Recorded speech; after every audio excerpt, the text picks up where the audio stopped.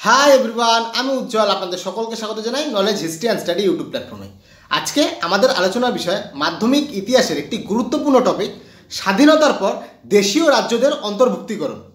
এই দেশীয় রাজ্য অন্তর্ভুক্তিকরণের পক্ষে কি কি সমস্যার সম্মুখীন হতে হয়েছিল ভারতকে, সেই নিয়ে আমাদের আলোচনা। ইংরেজরা যখন ভারতকে স্বাধীনতা দেয় তখন ভারতে প্রচুর প্রিন্সলি স্টেট অর্থাৎ দেশীয় রাজ্য ছিল, প্রায় 552টি।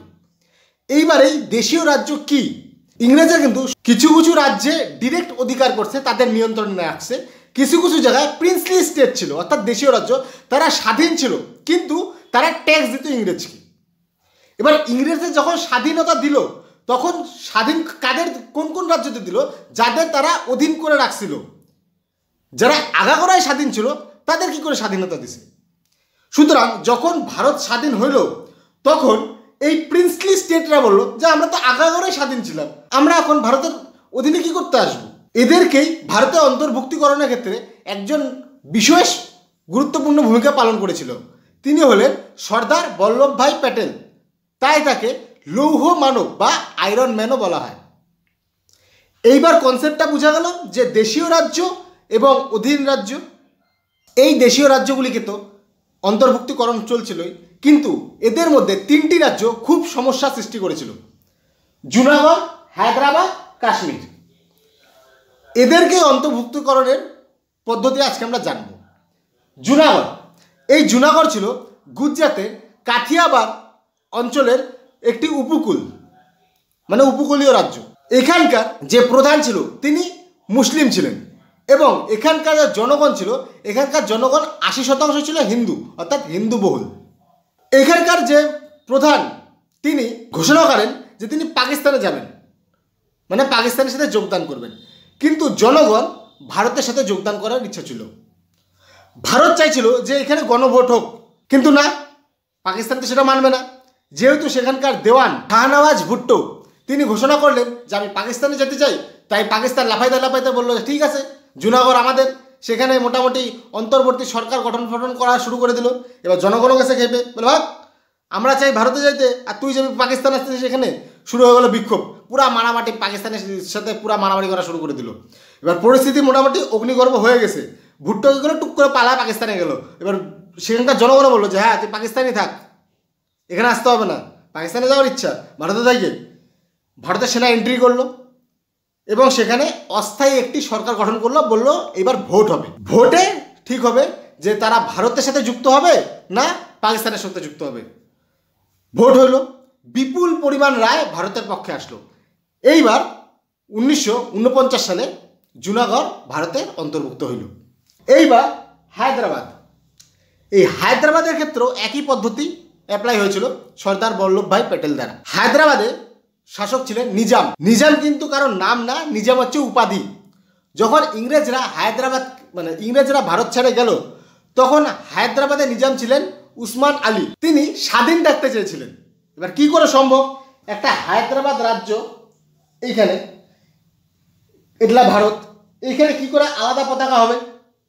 এটা এরিয়া, পাকিস্তান যে কোনো মুহূর্তে ঢুকতে পারে, যে কোনো শত্রু দেশের এই কোনায় আসতে পারে। এবার সর্দার বল্লভভাই প্যাটেল বললো দেখ ভাই, ভালো ভালো চুক্তিটা স্বাক্ষর করে নি। ওখানকার নিজাম বলে না, আমি তো করবো না। এই সময় আরেকটা পরিস্থিতি হলো, সেটা হচ্ছে ভারত বিদ্বেষ। সেখানকার একটি সাম্প্রদায়িক নেতা কাসিম রিজভি তিনি একটি বাহিনী গঠন করলেন, রাজাকার বাহিনী। এবার এই রাজাকার বাহিনী কি করলো? হিন্দুদের উপর অত্যাচার করা শুরু করে দিল। মোটামুটি দাঙ্গা শুরু হয়ে গেল। এবার হিন্দুরা ভয়ে ত্রাণ শিবিরে পালায় গেল। এই রিজভি চেয়েছিল পাকিস্তানে যোগদান দিতে এবং পাকিস্তানের পরোক্ষ মদতে অস্ত্র ফস্ত্র নিয়ে এখানে অ্যাটাক করা শুরু করলো। সেম এবার নিজামও করলো। নিজাম করলো জিহাদ ঘোষণা, কয় আমাদের জিহাদ করতে হবে। ওই পাকিস্তান অস্ত্র দিল, পাকিস্তান টাকা দিল, হিন্দুদের বিরুদ্ধে অত্যাচার করা শুরু করে দিল। ভারত দেখলো যে পরিস্থিতি জটিল হয়ে গেছে। বল্লভভাই প্যাটেল এবং জওহরলাল নেহরু নিজামকে একটা চরম পত্র পাঠাইলো। বল্লভভাই প্যাটেল ভারতীয় সেনাকে বললো যে যাও। তখন ভারতীয় সেনা অপারেশন পোলো চালাইলো। নেতৃত্বকে দিল, ভারতীয় সেনার নেতৃত্ব দিল JN চৌধুরী। তিনি সেই রাজাকার বাহিনী এবং আলাদা আলাদা যে পাকিস্তানের মদতপুষ্ট বাহিনী ছিল তাদের সাথে পুরা যুদ্ধ করা শুরু হলো। দৌড়ায় মারছে ওদের। এবার হায়দ্রাবাদ দখল করে নিল। এবার নিজাম টুক করে সই করে দিল।